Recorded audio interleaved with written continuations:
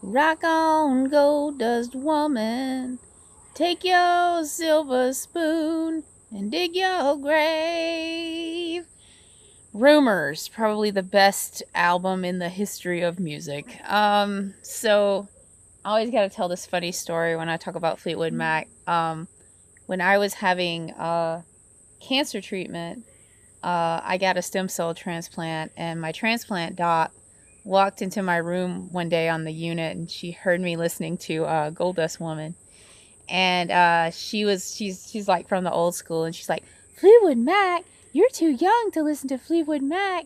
And now I'm like all these Gen Z kids getting into Fleetwood Mac, and I'm like, lady, really, I'm a little old to get into Fleetwood Mac, actually.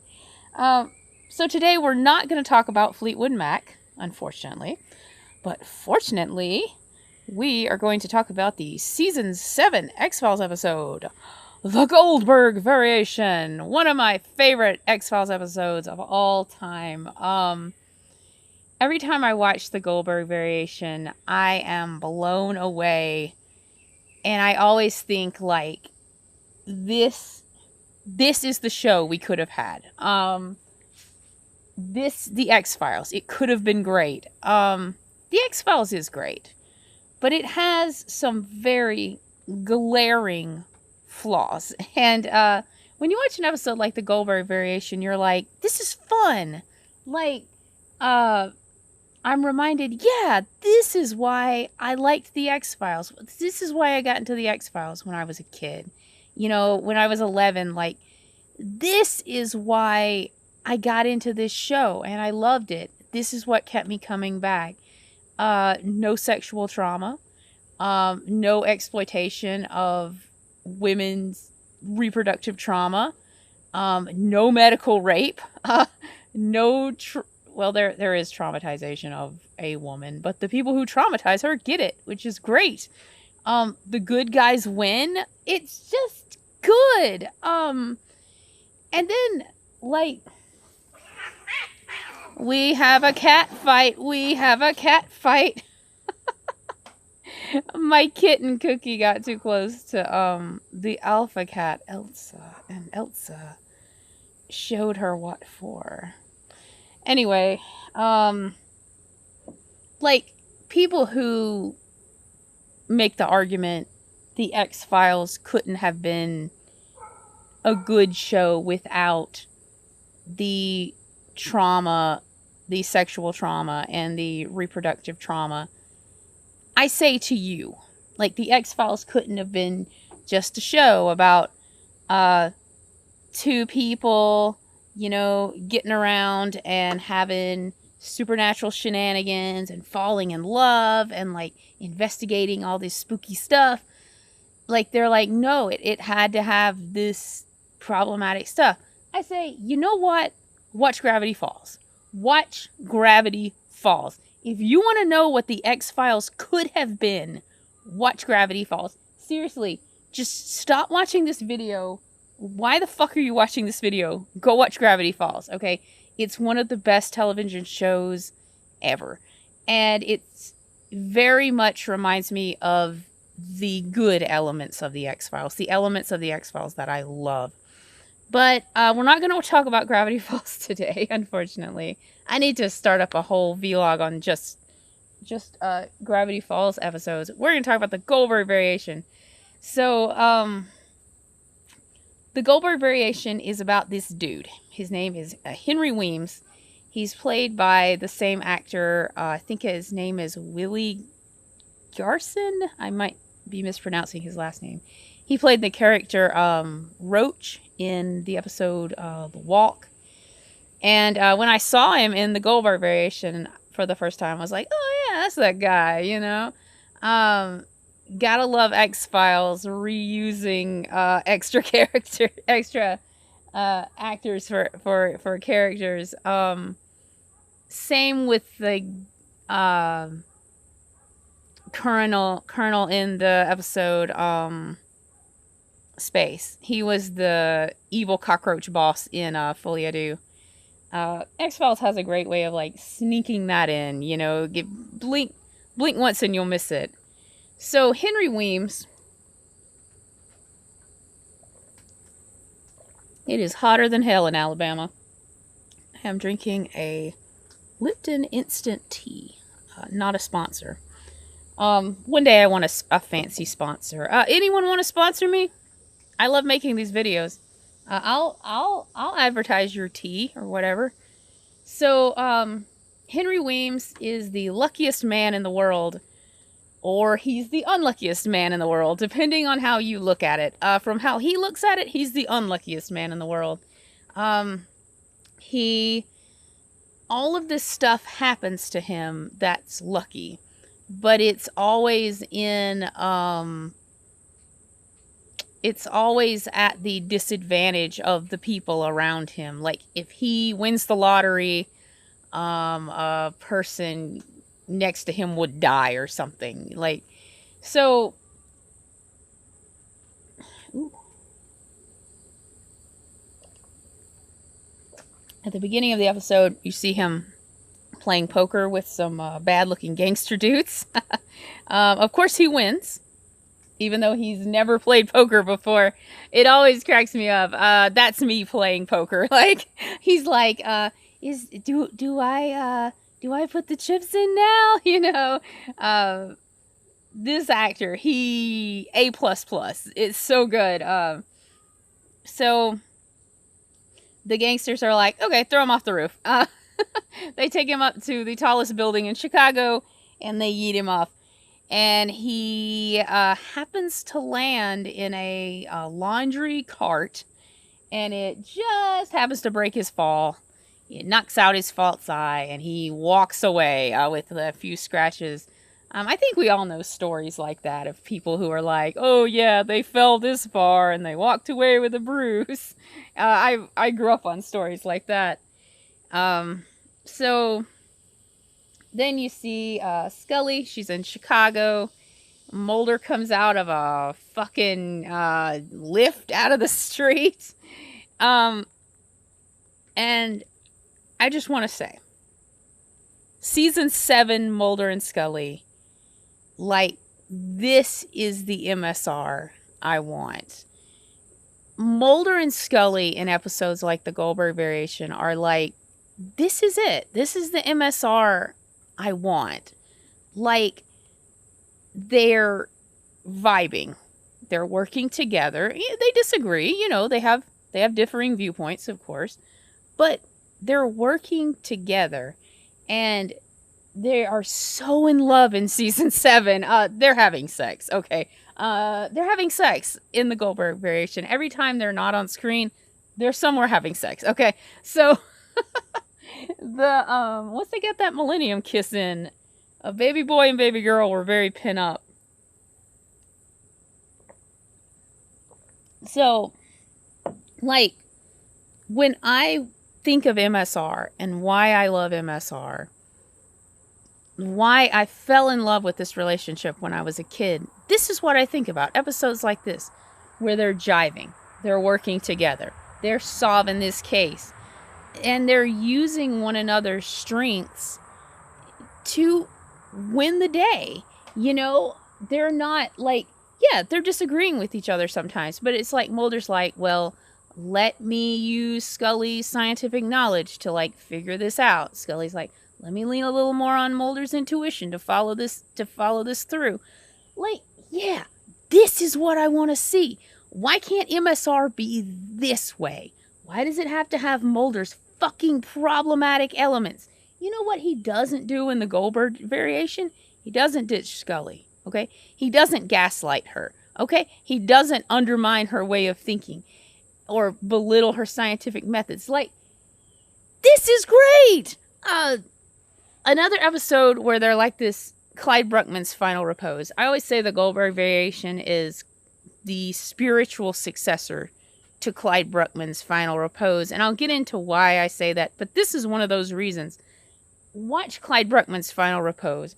Mulder and Scully are vibing, and it is so beautiful to watch.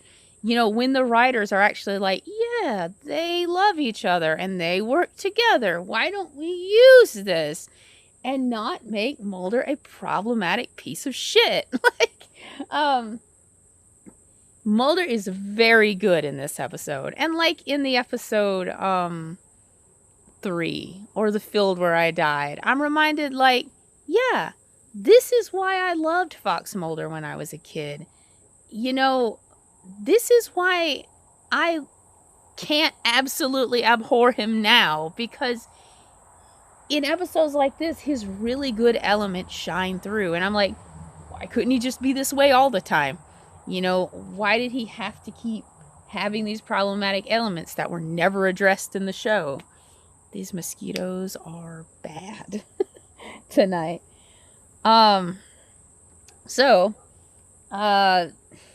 they go down into this laundry, and Scully, like she does in every episode of the X-Files, solves the case in the first 2 minutes. You don't believe me? Watch the X-Files and tell me Dana Scully does not solve every case in the first 2 minutes through sheer intuition. She does it every time. So she tells Mulder, she's like, this guy just got lucky, Mulder. And he's like, no, it has to be a supernatural explanation, not Fox Mulder. Not Fox. I want to believe Mulder, the most intuitive character ever, looking too hard. Surprise, Henry Weems is just lucky. And one thing about Mulder I hate in this episode is he's like, no, Scully, it has to be a supernatural explanation. And then 5 minutes later, he's like, yeah, it was luck. That was my idea. And I'm like, fuck you, dude. That was your wife's idea. But Mulder is really good in this episode. I'm not going to hate on him much, okay? I got my Fox Mulder hating out, and I'm ready to love on our boy.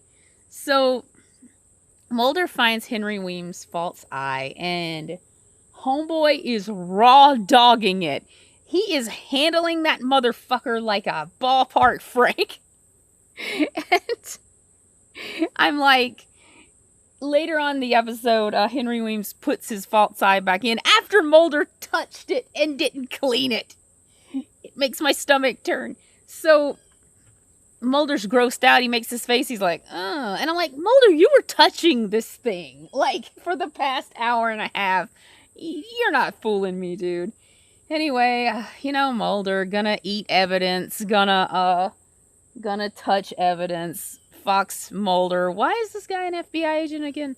So,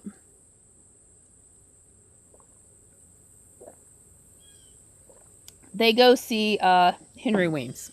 They come to his building, Melrose Park, where he's a super, and they find one of his tenants. Again, this actress, A++. I always say the mark of a great story is when you want to hang out with the characters. And the extra characters in this episode are just brilliant. I want to hang out with them. I want to know their story. Like episodes like this one, like Clyde Bruckman's Final Repose, like Humbug. I'm like, yes, these characters are awesome. They're cool. They're fun. I want to know more about them. These characters are the same way. This lady is like, I got a leak. My sink is spraying water. I just need to turn my water off. She comes up to Mulder and Scully. She's like, thank God you're here. I love the way Scully says, ma'am, we're not plumbers. And I'm like, yeah, in what world do you see Mulder and Scully? And like, those are plumbers. Okay. So, she gives Mulder the wrench. And I remember watching this episode when I was 14 years old, and I was like, Mulder can't do this. And there's no way he's going to do this. Like, Fox Mulder. Really? Does he look like a handyman to you? Spoilers. Fox Mulder is not a handyman. So, they went so hard on this scene. The writers, the actors, they went so hard on this scene. And I thank them for it. They did not have to go so hard on this scene. Mulder gets under the sink. He's trying to turn the water off. And the look Scully gives him is A plus. It very much reminds me of the scene in Clyde Bruckman's Final Repose where the stupendous Yappy accuses Mulder of having negative energy. She's like, she's got a little smirk on her face, and she's like, I could turn that off, no problem. I could fix the sink, no problem, but she's like, I'll just let him suffer a little bit, so. Love me some sassy Dana Catherine Scully. So, Mulder does not turn the water off. He breaks it. But not before baby Shia LaBeouf comes into the room. Did you know baby Shia LaBeouf is in this episode? This is before his Even Stevens days, I suppose. For those of you kids who don't know, Even Stevens was a show on the Disney Channel in the early 2000s about these siblings and just them getting up to no good. Shia LaBeouf played the younger brother, and the middle sibling, the sister, was played by the same actress who voices Kim Possible. So there's your 20 degrees, cheers, of the X-Files and the Disney Channel original show Kim Possible. Monica Gaze on Twitter. Love you, Monica Gaze. Love your Scully Reyes art. You're doing the Lord's work. She said that Scully and Reyes should go to Halloween as Kim Possible and Shigo. And I'm like, excellent. So,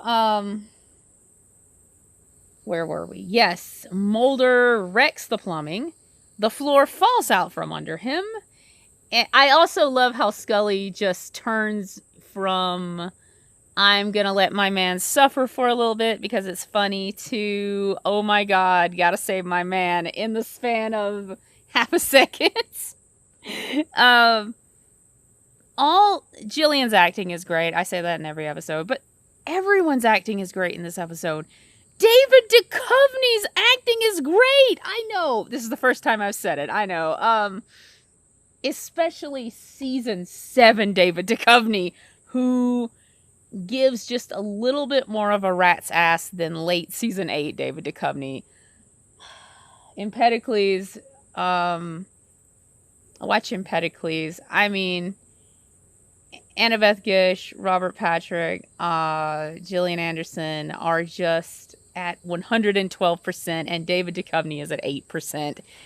But in this episode, David Duchovny is doing okay. He's I'm not gonna say he's good. I'm gonna say he's okay. All right. So Mulder falls through to the basement, and wouldn't you know it, there's Henry Weems. Henry Weems gives Mulder a hard time because Mulder deserves it, and he says, "You should leave the plumbing to the professionals."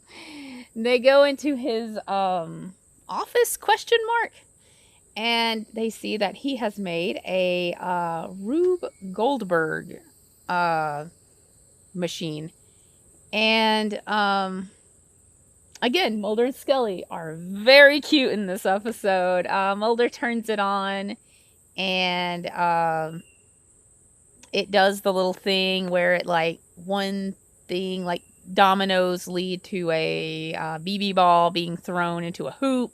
And at the end, a man is, like, hanged at the gallows. And Mulder makes the cutest little he goes, ah! And Scully's just smiling. They're, like, on their honeymoon. And Mulder's like, what's the reason? And, no, he's like, what is it for? And Henry Weems is like, what do you mean, what's it for? Again, very much like Clyde Bruckman's Final Repose, where Mulder's like, when Clyde Bruckman is having his vision, Mulder's like, well, how do you see the things you see? And Clyde Bruckman's like, how should I know? And I think something can be said about, like, it's good to, it's like, maybe some mysteries aren't supposed to be solved, That's what my mom always tells me. And, again, Fox Mulder, like, guy tends to look too deep into things. Like at the beginning where Scully's like, this guy's just lucky. And Mulder's like, no, it has to be a bigger explanation. You kind of see that thread go through the X-Files of Mulder, like, having that attitude where he's like, there has to be a bigger explanation than this. And it's like, nope, maybe it's just the simplest explanation. So, Henry Weems, they're like, we can protect you. And he says, you're not sending me off to milk cows in Indiana. Fucking love Henry Weems. What a bro.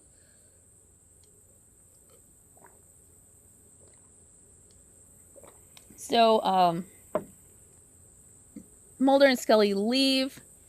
A gangster comes into the building to kill Henry Weems. And then, there's an IRL Goldberg machine. And, the gangster's killed. I think he, like, something happens where he's, like, hanged from the ceiling fan by his shoelace. Not exactly how he's killed. Again, I love how, like, the things that happen, like, in the episode mirror Weems's room Goldberg machines. That's very clever. So, Mulder and Scully come back. They're looking at this dead guy hanging from a ceiling fan, and little baby Shia LaBeouf comes back. And Scully is so good. One of my favorite things in the X-Files is Mama Bear Scully. When Scully sees a little waif, she's like, this is my child now. I will protect it. And Scully, man, God, what a fantastic mom. Like, Scully is like, God, what is, she's like born to be a mom. Like, so good. So, she puts her arm around his shoulder so he don't see the dead guy. Reminds me of the scene in, Trevor, where Scully's like covering the little boy with her coat so he doesn't see this grisly scene. And she's like, hey, let's go back in your room. They go into baby Shia LaBeouf's room, and she's like, you must like baseball. And she's like, I like baseball too. And she gets this cute little look on her face. I'm like, yes, Scully. We remember how Mulder seduced you with baseball, honey. We know. Again, Mulder and Scully are on their goddamn honeymoon in this episode. So, she talks to baby Shia LaBeouf, and, Henry built him a Rube Goldberg machine, and he tells her, you know, it's because everything happens for a reason. He has, some kind of condition where his liver is not functioning correctly, and he needs a liver transplant. And, again, it harkens back to, Clyde Brookman's Final Repose, where it's like, all of these small things are happening, building up to this, you know, effect. Love things like that. Love butterfly effect type stories. So, Scully goes back to see Mulder. She's like, the kid doesn't know anything. And then Scully says, this Henry Weems guy, why doesn't he just go put in for the lottery? And Henry Weems is listening, and he goes. That's what he does. He gets a lotto ticket at a gas station, and he hits it big. Again, the characters in this episode are so good. The gas station owner. Henry Weems takes the winning ticket to the guy, and he's like, you've just won so many $1 million. And Henry Weems is like, I only need $10,000. And then a guy, very unusual looking fellow, is like, I'll take that, thank you very much. And he's like, I won. He runs out in the street, and he's hit by a bus. Or a van, I think. Oh, a lorry. I think they're called a lorry. And again, the gas station owner, I love this guy. Want to hang out with him. Want to know his story. He's talking to, I believe he's talking to Scully, and he's like, the guy who got hit by the van, he's like, and the last thing he did was he put the lotto ticket in my head and said, I want you to have it, sir. It's good, man. This is A+ writing. Again, this is what the X-Files could have been. It could have been Clyde Bruckman's. It could have been Humbugs. It could have been Goldberg Variations. It could have been The Great Mulaney's. And you know what we got? We got fucking My Struggle For, alright? So, anyway,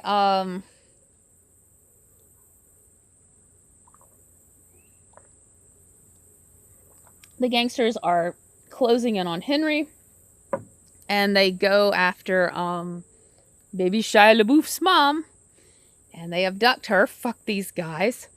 And they, wouldn't you know, they take her to the laundry where Henry fell into in the first place, and they're kind of imprisoning her there. This lady's a badass, man. She's like, I don't have time for these fucking gangsters. Fuck them. She's so good. This actress is fantastic. So, Henry Weems, goes to them and he's like, hey, don't hurt her. Like, her kid's sick. And, Henry Weems, good dude. I just love to see characters that are good in the X-Files. Like, they don't have some underlying motive. They're not secretly evil. They're not selfish. They're just good people. They're like living their lives, trying to do their best. I can appreciate that. Anyway, baby Shia LaBeouf, his condition takes a turn and he is put in the hospital. He needs a transplant. Mulder and Scully have this really cute scene. Again, they're on their honeymoon. They're so fucking in love in this episode. It makes me sick. And again, this is what MSR could have been, Chris Carter. So Mulder like opens the phone book and he's like, Henry Weems is having bad luck. You know what that means? We could be having good luck now. And he like puts his finger on the yellow pages, and the first thing he lands on is like this it's like this Muslim daycare center. It's very cute. It has this little drawing of the stick figure kids holding hands, and he's like, I don't think so. So then he goes, he's like, another one, and it's like, yep, we found the laundry where the gangsters have taken baby Shia LaBeouf's mom. And Henry Weems goes to confront the gangsters. Scully goes to the hospital to be with baby Shia LaBeouf. And again, this Rube Goldberg contraption goes off IRL, kills the gangsters, frees baby Shia LaBeouf's mom, and one of the gangsters happens to be a perfect match for baby Shia LaBeouf, and he receives the liver transplant. Again, there's this really cute moment where one of the signs outside of the hospital, like, sparks are flying, and the sign goes off. Some of the letters go off to say Richie, which is baby Shia LaBeouf's name in this episode. And you see Scully, and she's looking at it, and Scully is... I've always believed that Scully is the true believer in the X-Files and not Mulder. I believe Mulder is the true skeptic in the X-Files. And in season 7, you very much see Scully beginning to accept that she is the true believer. And like in episodes like All Things, and in episodes like Millennium, and then this one is like, it's a very small moment, but when she's looking at it, she's like, yeah, like, I believe in this. Like, I accept this, that I believe in these supernatural things. It's just a really sweet moment. Again, Jillian not saying a word, but acting her goddamn heart out. Give the woman all the Emmys. And baby Shia LaBeouf gets the liver transplant, and all is right with the world. And at the end, Mulder and Scully are playing with the Rube Goldberg machine that Henry made for baby Shia LaBeouf. And it's just a really cute moment. Again, Chris Carter, why couldn't this be the Mulder-Scully romance we got? Not fucking My Struggle 4. Like, you see, like, the little BB ball, it's shot into the basketball hoop. And Scully just gets the cutest little smile on her face. Mulder and Scully are giggling. They're happy. They're in love. Like, yeah, give me this show. Give me Mulder and Scully in love, going on wacky supernatural adventures around cool characters you'll want to hang out with.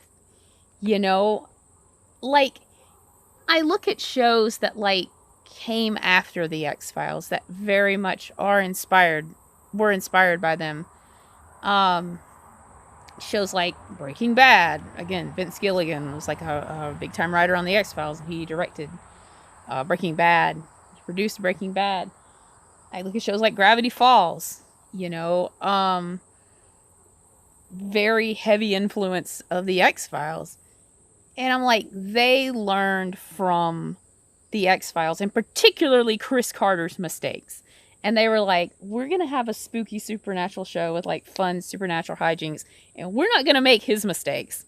And that's heartbreaking because I love the X-Files, and I love Scully, and I love a lot of the stories on the X-Files. But when I look at, like, what could have been, this episode is very much what the X-Files could have been without the problematic elements, which the show didn't need to be great. It didn't need to have sexual trauma. It didn't need to have exploiting women's reproductive trauma.